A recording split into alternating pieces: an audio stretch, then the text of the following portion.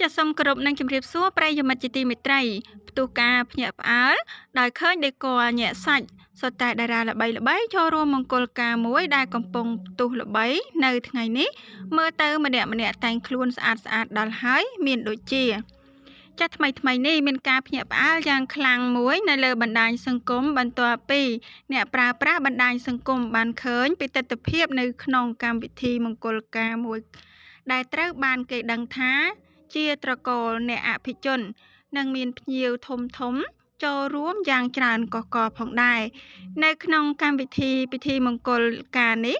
ចាពិធីមង្គលការមួយដែលបានរៀបចំធ្វើឡើងនៅឯចាមណ្ឌលសន្និបាតនិងពិព័រណ៍អន្តរជាតិជ្រោយចង្វាហើយក៏មានវត្តមានដ៏ខ្ពង់ខ្ពស់ពីសំណាក់ថ្នាក់ដឹកនាំកម្ពុជាចូលរួមថែមទៀតផងយ៉ាងណាមិញមង្គលការមួយនេះត្រូវបានគេដឹងថាជាមង្គលការរបស់ម្ចាស់ហាងដេគ័រផ្កា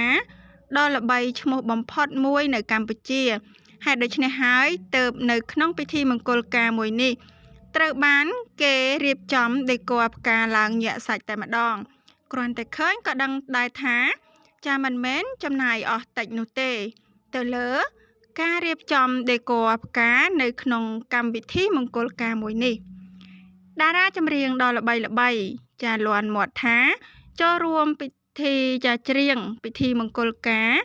ដ៏ធំអស្ចារ្យនៅអគារពាណិជ្ជកម្មជ្រោយចង្វាចា OCIC សុគន្ធនីសាចាក៏បានបន្ថែមទាំងអារម្មណ៍បែបនេះថាបងប្អូន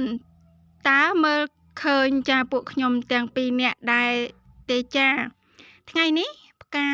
ចាលើឆាកស្អាតណាស់សូមផ្តិតយករូបភាពធំចាប្រិយមិត្តជាទីមេត្រីសម្រាប់អត្ថបទដែលនាងខ្ញុំបានជម្រាបជូននៅពេលនេះចាក៏សូមបញ្ចប់តែត្រឹមប៉ុណ្ណឹងសូមអរគុណនៅរាល់ការតាមដានស្ដាប់និងទស្សនារបស់ពុកម៉ែបងប្អូននិងប្រិយមិត្តសូមប្រិយមិត្តជួយចុច Subscribe និងរូបកណ្ដឹងដើម្បីទទួលបាននៅអត្ថបទព័ត៌មានថ្មីជារៀងរាល់ថ្ងៃបន្តទៀត